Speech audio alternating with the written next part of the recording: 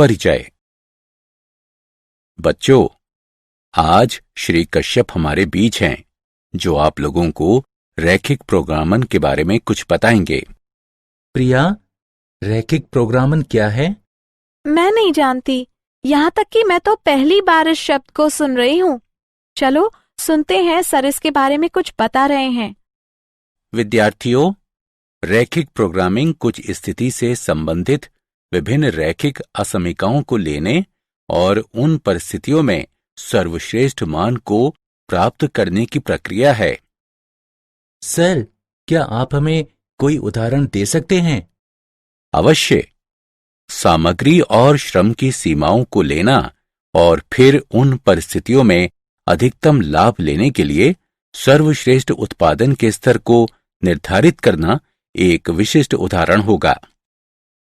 वास्तविक जीवन में रैखिक प्रोग्रामन गणित का एक बहुत बड़ा ही महत्वपूर्ण क्षेत्र का हिस्सा है, जो अनुकूलन तकनीक कहलाता है। यदि आप इस विषय में रुचि रखते हैं तो मैं इसे आप लोगों को विस्तार में सिखा सकता हूं। हाँ सर, कृपया हमें सिखाएं। ठीक है, फिर शुरू करते हैं। उद्देश्य। इस पाठ के अंत में आप निम्न करने में सक्षम हो जाएंगे। रैखिक प्रोग्रामन की समस्या LPP को समझना, समस्या के गणितीय सूत्रीकरण को जानना, रैखिक प्रोग्रामन की समस्याओं के हल के लिए ग्राफिकल विधि को समझना, कोणीय बिंदु विधि को समझना, रैखिक प्रोग्रामन की समस्याओं के विभिन्न प्रकार को जानना। रैखिक प्रोग्रामन में सम्मिलित शर्तें। उद्देश्य फलन। एक रैखिक प्रोग्रामन Z की समस्या में चरों का रैखिक प्रोग्रामन, जिसे इष्टतम किया जाना है, उद्देश्य फलन कहलाता है। यहां एक रैखिक रूप का मतलब एक प्रकार की गणितीय अभिव्यक्ति है। A1 x1 जमा A2 x2 जमा इत्यादि जमा AN xn तक, जहां A1 A2 इत्यादि AN तक स्थिरांक हैं, x1 x2 इत्यादि xn तक चर हैं। चर। रैखिक प्रोग्रामन की समस्याओं में उत्पाद, सेवाएं, परियोजनाएं आदि दिए गए सीमित संसाधनों का साझा करने के लिए एक दूसरे के साथ प्रतिस्पर्धी हैं। चर या निर्णय चर कहलाती हैं। स्थिरांक। संसाधनों पर सीमाएं, हाथ में नकदी, उत्पादन क्षमता, श्रम शक्ति, समय, मशीनों आदि की तरह, जिन्हें विभिन्न प्रतिस्पर्धी चरों के बीच आवंटित किया जाना है, रेखीय समीकरण के रूप में होती हैं तथा प्रतिबंध या बाध्यता कहलाती हैं। गैर नकारात्मक प्रतिबंध। सभी निर्णय चरों को गैर ऋणात्मक मानों को बनाए रखना जरूरी है, क्योंकि भौतिक मात्राओं के ऋणात्मक मान एक असंभव स्थिति है।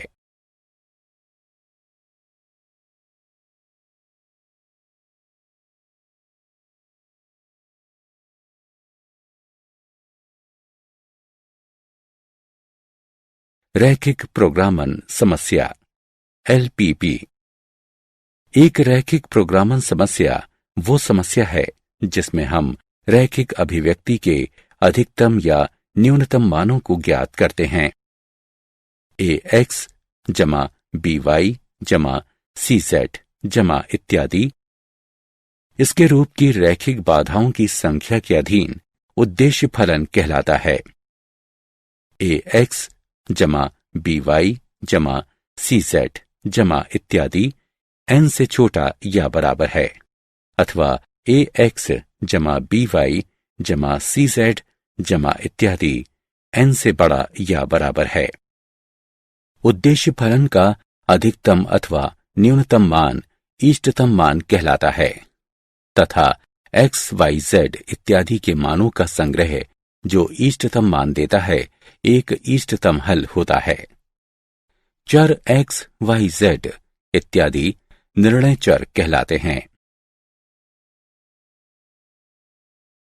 समस्याओं का गणितीय निरूपण।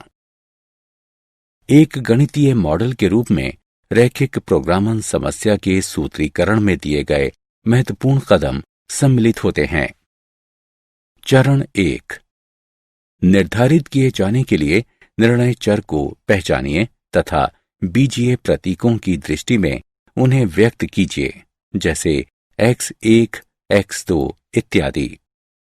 चरण 2, दी गई समस्या में सभी सीमाओं को पहचानिए तथा ऊपर परिभाषित निर्णय चर के संदर्भ में रेखीय समीकरण या असमानताओं के रूप में उन्हें व्यक्त कीजिए। चरण 3, इष्टतम, अधिकतम अथवा न्यूनतम किए जाने वाले उद्देश्य को पहचानिए तथा ऊपर परिभाषित निर्णय चर के एक रेखीय फलन के रूप में उन्हें व्यक्त कीजिए।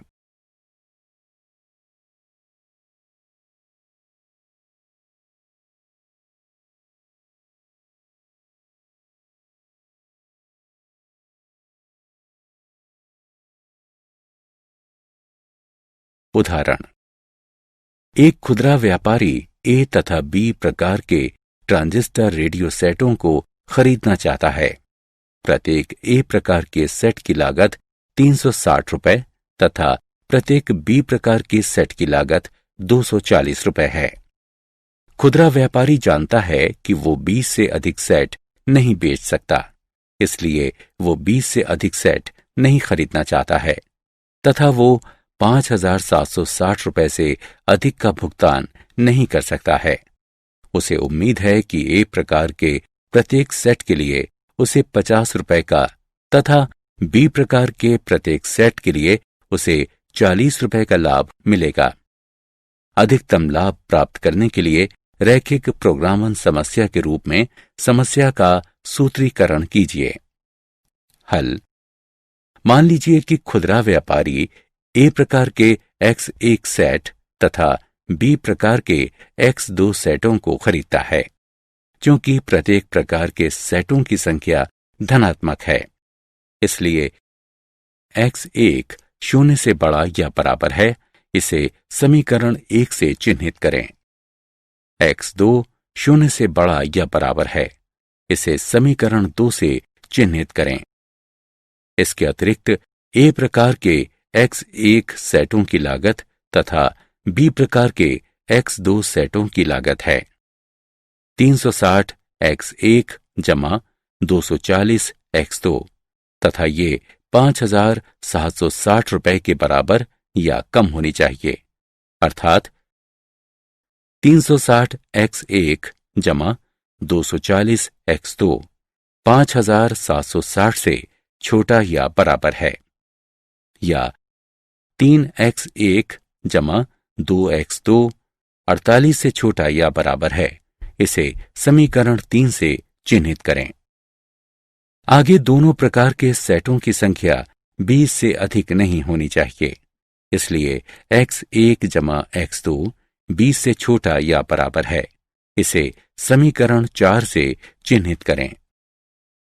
चूंकि कुल लाभ ए प्रकार के X1 सेट तथा बी प्रकार के X2 सेटों की बिक्री से व्युत्पन्न लाभ है, इसलिए खुदरा व्यापारी ए प्रकार के X1 सेटों से 50 रुपए तथा बी प्रकार के X2 सेटों से 40 रुपए का लाभ कमाता है। अतः कुल लाभ निम्न द्वारा दिया जाता है: Z बराबर 50 X1 जमा 40 X2। इसे समीकरण 5 से चिन्हित करें। अतः दी गई रैखिक प्रोग्रामन समस्या का गणितीय सूत्रीकरण निम्न प्रकार है: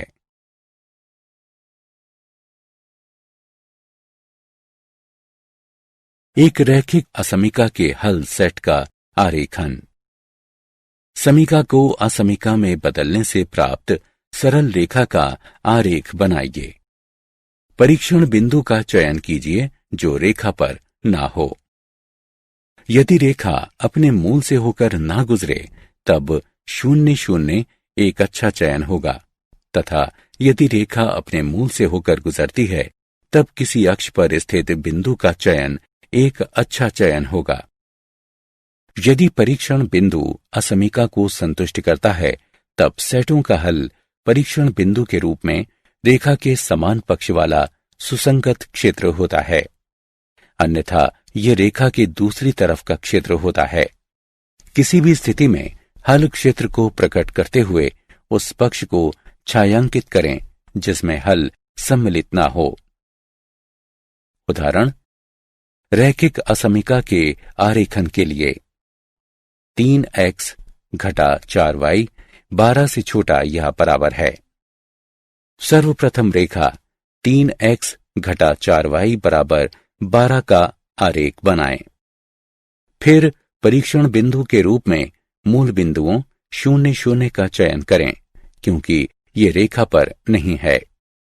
असमानता में x बराबर 0 y बराबर 0 प्रतिस्थापन करने पर 3 0 घटा 4 0 12 से छोटा या बराबर है। क्योंकि ये एक सत्य कथन है, 0 0 हल सेट में है, तब 0 0 बिंदु के रूप में हल सेट सभी बिंदुओं का हल सेट है।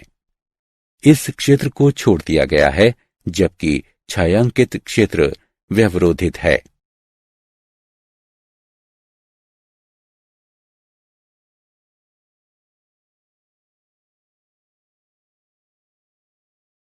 रैखिक प्रोग्रामन समस्याओं को हल करने की आलेखीय विधि। सुसंगत क्षेत्र।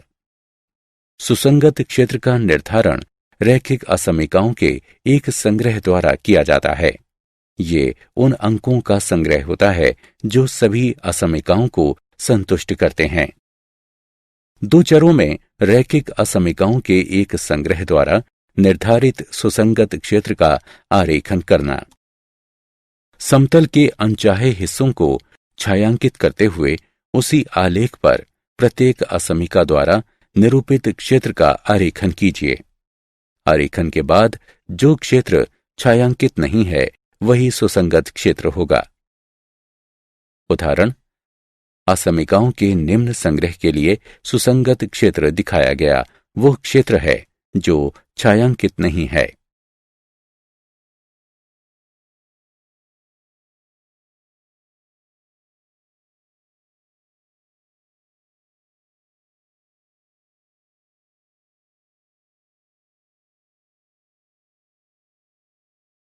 रैखिक प्रोग्रामन समस्याओं को हल करने की आलेखीय विधि।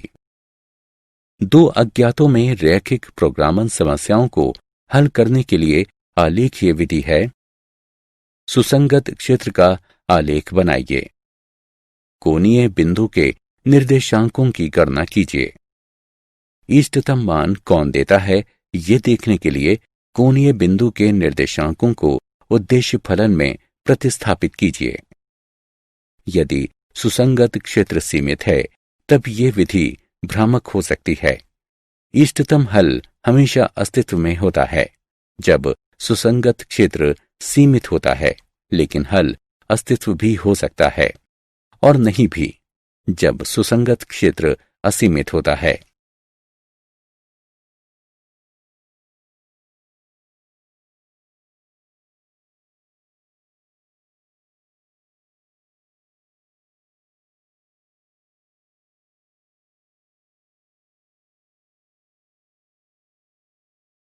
प्रमेय। दी गई प्रमेय रैखिक प्रोग्रामन समस्याओं को हल करने में मूलभूत हैं। प्रमेय 1। माना कि R रैखिक प्रोग्रामन समस्या के लिए सुसंगत क्षेत्र उत्तल बहुभुज है तथा मान लीजिए कि z बराबर ax जमा by उद्देश्य फलन है।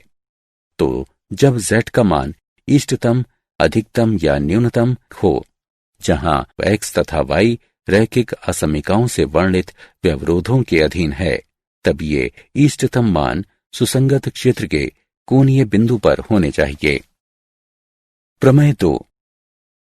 माना कि R रैखिक प्रोग्रामन समस्या के लिए सुसंगत क्षेत्र है तथा मान लीजिए कि z बराबर ax जमा by उद्देश्य फलन है।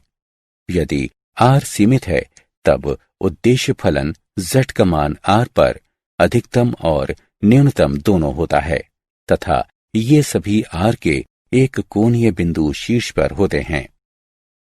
कोणीय बिंदु विधि। विधि में दिए गए चरण सम्मिलित हैं। 1. रैखिक प्रोग्रामन का सुसंगत क्षेत्र ज्ञात कीजिए तथा इसके कोणीय बिंदुओं यानी शीर्ष को उस बिंदु पर रेखाओं के प्रतिच्छेदक के दो समीकरणों को या तो निरीक्षण द्वारा या हल करके ज्ञात कीजिए। 2. प्रत्येक कोणीय बिंदु पर उद्देश्य फलन z बराबर ax जमा by का मूल्यांकन कीजिए। मान लीजिए m तथा m क्रमशः इन बिंदुओं के अधिकतम और न्यूनतम मानों को दर्शाते हैं। 3. प्रथम, जब सुसंगत क्षेत्र सीमित हो तब m तथा m z के अधिकतम और न्यूनतम मान होते हैं। द्वितीय, यदि सुसंगत क्षेत्र असीमित हो तब का m z का अधिकतम मान होता है तथा दर्शाया जाता है कि क्या असमीकरण द्वारा निर्धारित परिणामी खुला अर्धतल जो ax जमा by m से बड़ा है सुसंगत क्षेत्र के साथ कोई उभयनिष्ठ बिंदु रखता है, अन्यथा z का मान अधिकतम नहीं होता है। ख. इसी प्रकार m z का न्यूनतम मान होता है तथा दर्शाया जाता है कि क्या असमीकरण द्वारा निर्धारित परिणामी खुला अर्धतल ax जमा by m से छोटा है, सुसंगत क्षेत्र के साथ कोई उभयनिष्ठ बिंदु रखता है, अन्यथा z का मान न्यूनतम नहीं होता है। रैखिक प्रोग्रामन समस्या का उदाहरण। उदाहरण: रैखिक प्रोग्रामन समस्या को आलेखीय विधि द्वारा हल कीजिए। अधिकतम करने के लिए z बराबर 3x जमा 4y, व्यवरोध के अधीन x जमा y छोटा या बराबर है 4 से, x बड़ा या बराबर है 0 से, y बड़ा या बराबर है 0 से। हल: सुसंगत क्षेत्र को दी गई आकृति में व्यवरोध x जमा y 4 से छोटा या बराबर है, x 0 से बड़ा या बराबर है, y 0 से बड़ा या बराबर है, इसके द्वारा ज्ञात किया जाता है। सुसंगत क्षेत्र के कोणीय बिंदु O 0 0 A 4 0 तथा B 0 4 हैं। इन बिंदुओं पर Z निम्नलिखित है, अतएव B 0 4 पर Z का अधिकतम मान 16 है। रैखिक प्रोग्रामन समस्या के उदाहरण। उदाहरण: रैखिक प्रोग्रामन समस्या को आलेखीय विधि से हल कीजिए। न्यूनतम करने के लिए z बराबर 3x जमा 5y इस तरह से कि x जमा 3y बड़ा या बराबर है 3 से, x जमा y बड़ा या बराबर है 2 से, xy बड़ा या बराबर है 0 से। हल: सुसंगत क्षेत्र को निकाय के निम्न व्यवरोध द्वारा निर्धारित किया जाता है जो इस प्रकार है। ये देखा जा सकता है कि सुसंगत क्षेत्र असीमित होता है। सुसंगत क्षेत्र के कोणीय बिंदु A 3 0, B 3/2, 1/2 तथा C 0 2 हैं। इन कोणीय बिंदुओं पर Z का मान इस प्रकार है। चूंकि सुसंगत क्षेत्र असीमित है, अतएव Z का अधिकतम मान 7 हो सकता है और नहीं भी। इसके लिए हम असमीका 3x जमा 5y 7 से छोटा है का ग्राफ खींचते हैं तथा जांच करते हैं कि क्या असमीकरण द्वारा निर्धारित परिणामी खुला अर्धतल सुसंगत क्षेत्र के साथ कोई उभयनिष्ठ बिंदु रखता है अथवा नहीं। ये देखा जा सकता है कि सुसंगत क्षेत्र में 3x जमा 5y 7 से छोटा है के साथ कोई भी बिंदु समान नहीं है, अतएव 3/2, 1/2 पर Z का न्यूनतम मान 7 है।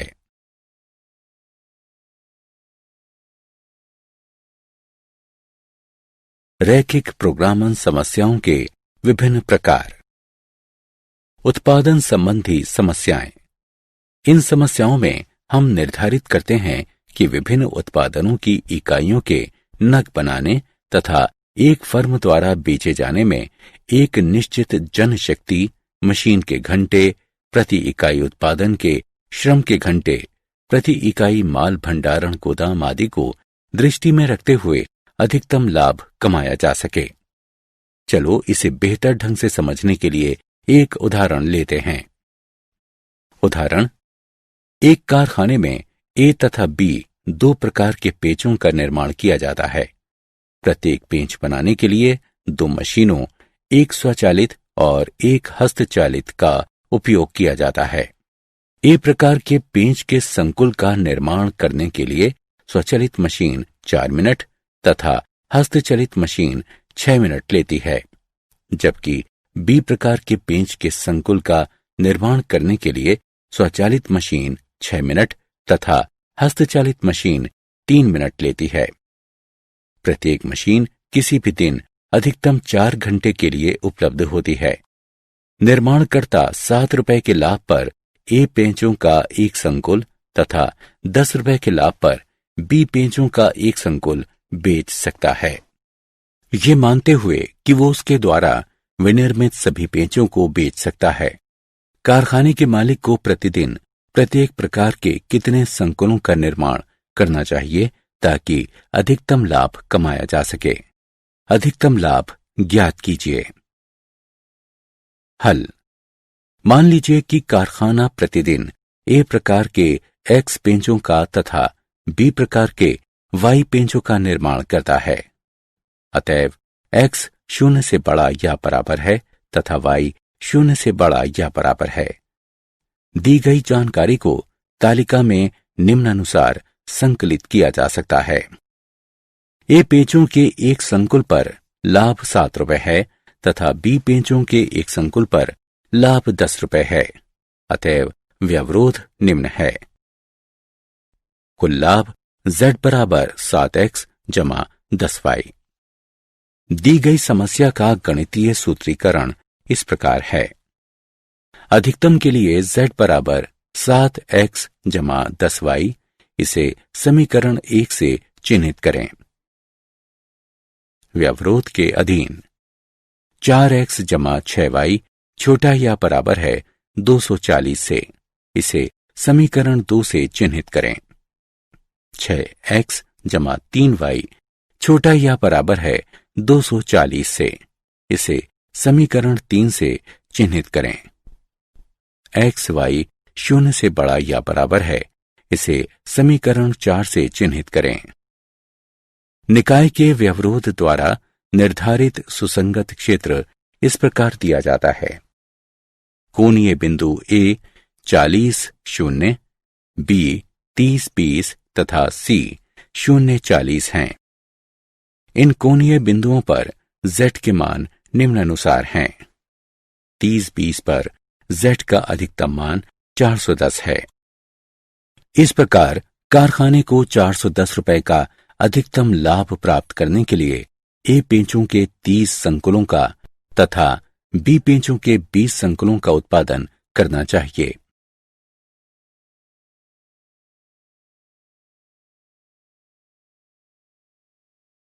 रैखिक प्रोग्रामन समस्याओं के विभिन्न प्रकार। आहार संबंधी समस्याएं। इन समस्याओं में हम विभिन्न प्रकार के घटक या पोषक तत्वों की मात्रा निर्धारित करते हैं, जिन्हें आहार में सम्मिलित किया जाना चाहिए ताकि वांछित आहार की लागत को कम किया जा सके, ताकि घटक या पोषक तत्वों की निश्चित न्यूनतम मात्रा सम्मिलित की जा सके। उदाहरण, रेशमा 2 प्रकार के भोज्यों P तथा Q को इस प्रकार मिलाना चाहती है कि मिश्रण में विटामिन A के कम से कम 8 मात्रक घटक तथा विटामिन B के कम से कम 11 मात्रक घटक हों।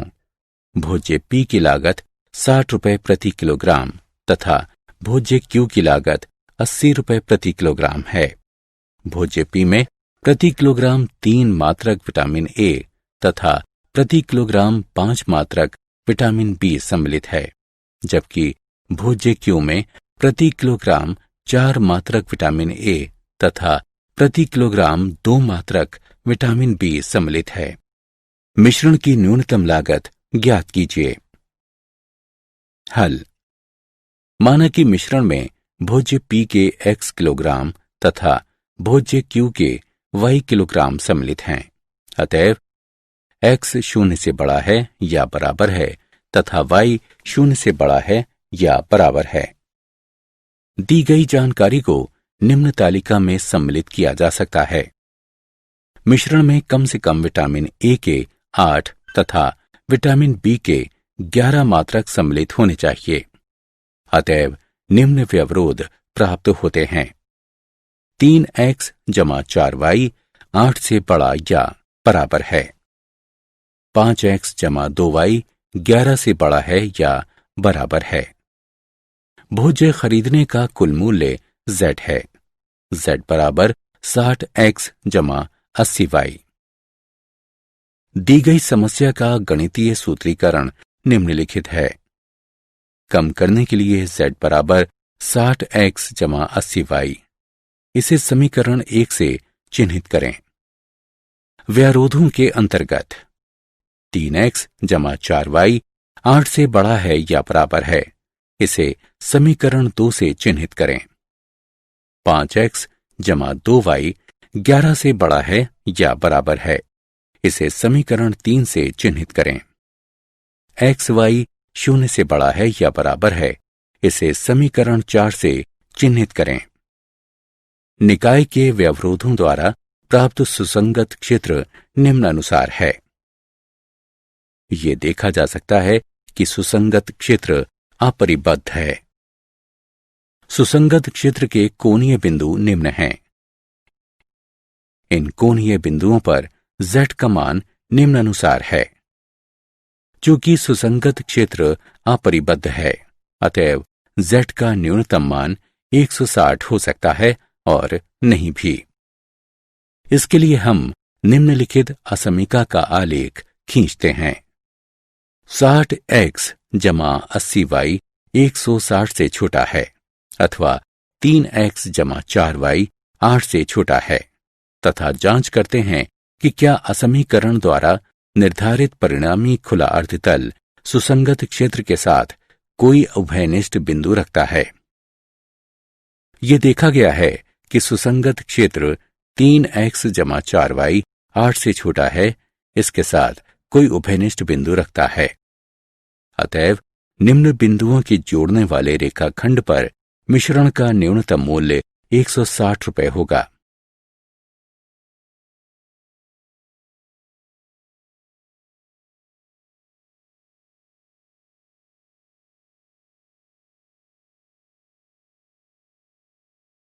परिवहन संबंधी समस्याएं।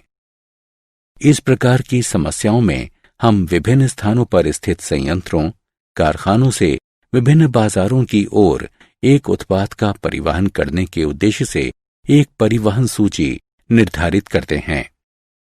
उदाहरण, 2 अन्न भंडारों ए और बी की भंडारण क्षमता क्रमशः 100 क्विंटल और 50 क्विंटल है।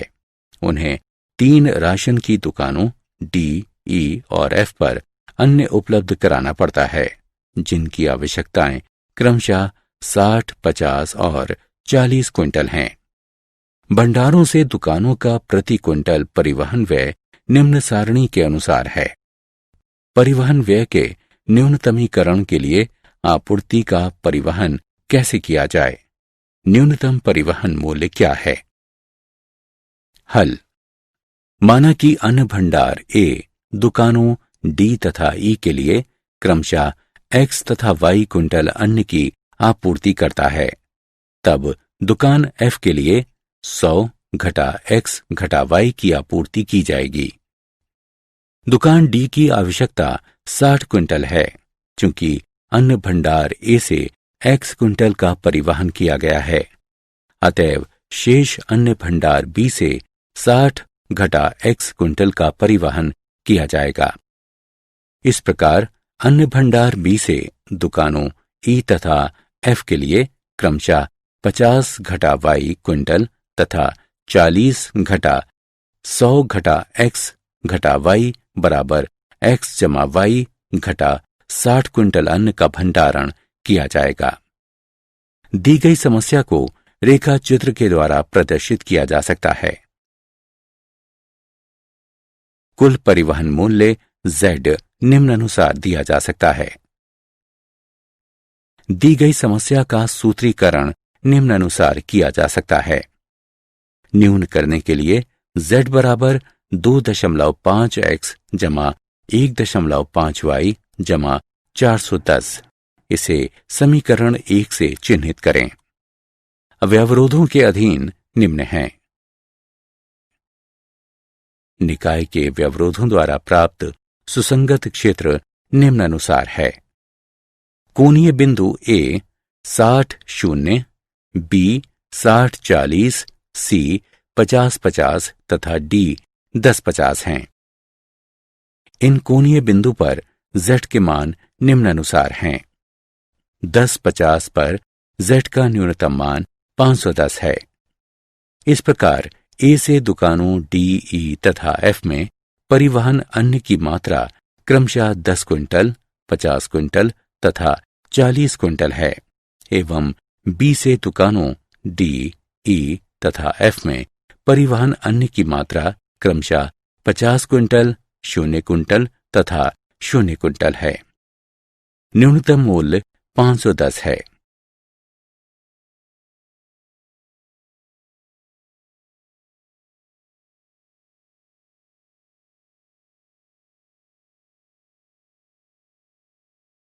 क्या आप जानते हैं रैखिक प्रोग्रामन के क्षेत्र में प्रथम प्रोग्रामन का सूत्रपात रूसी गणितज्ञ एल केंटोरोविच तथा अमेरिकी अर्थशास्त्री F.L. हिचकोक ने सन 1941 में किया। दोनों ने स्वतंत्र रूप से कार्य किया।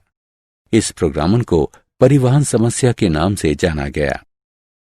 सन 1947 में G.B. डेंटजिग ने एक दक्षतापूर्ण विधि जो सिंप्लेक्स विधि के नाम से प्रसिद्ध है उसका सुझाव दिया, जो रैखिक प्रोग्रामन समस्याओं को सीमित प्रक्रमों में हल करने की सशक्त विधि है।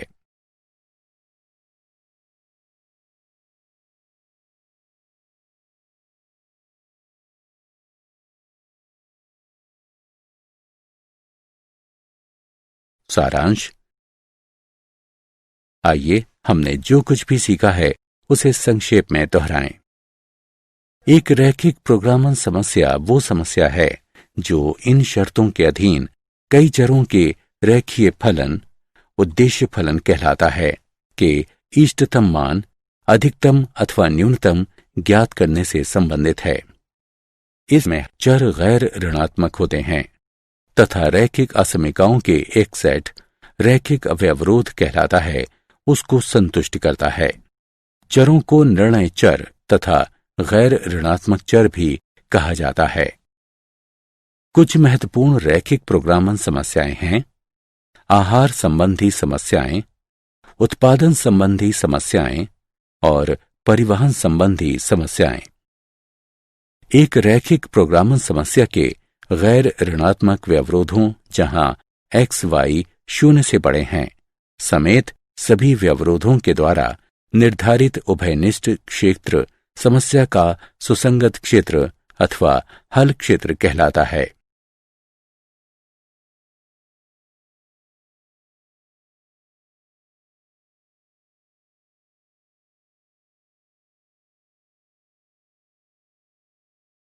सुसंगत क्षेत्र के भीतर तथा सुसंगत क्षेत्र पर बिंदु व्यवरोध के सुसंगत हल को प्रदर्शित करते हैं। सुसंगत क्षेत्र के बाहर कोई बिंदु व्यवरोध का असंगत हल होता है। सुसंगत क्षेत्र में कोई बिंदु जो उद्देश्य फलन का इष्टतम मान अधिकतम अथवा न्यूनतम देता है, इष्टतम हल कहलाता है। यदि इष्टतम क्षेत्र अपरिबद्ध है तब अधिकतम तथा न्यूनतम अस्तित्व में नहीं हो सकता है, किंतु यदि ये अस्तित्व में है तब इसे R के एक कोणीय बिंदु पर होना चाहिए। रेखीय प्रोग्रामन समस्या के हल की कोणीय बिंदु विधि में निम्नलिखित चरण सम्मिलित हैं।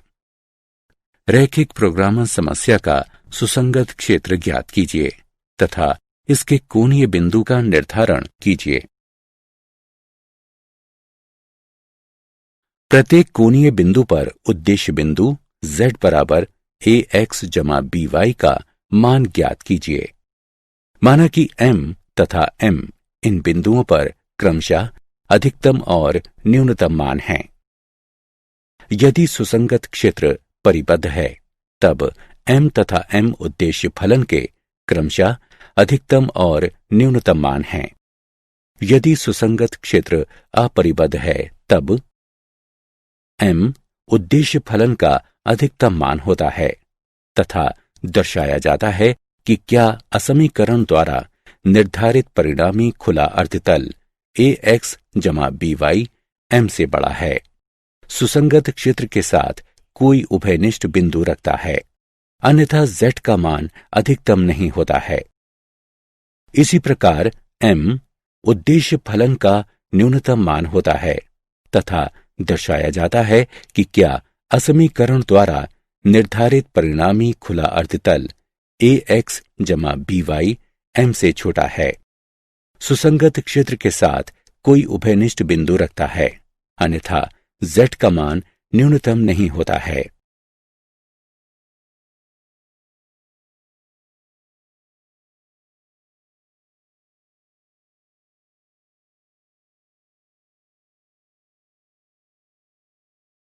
यदि सुसंगत क्षेत्र के कोणीय बिंदु दोनों एक ही प्रकार के इष्टतम हल हैं, अर्थात दोनों एक ही अधिकतम तथा न्यूनतम बनाएं, तब इन दोनों बिंदुओं को मिलाने वाले रेखाखंड पर कोई बिंदु भी उसी प्रकार का इष्टतम हल होता है।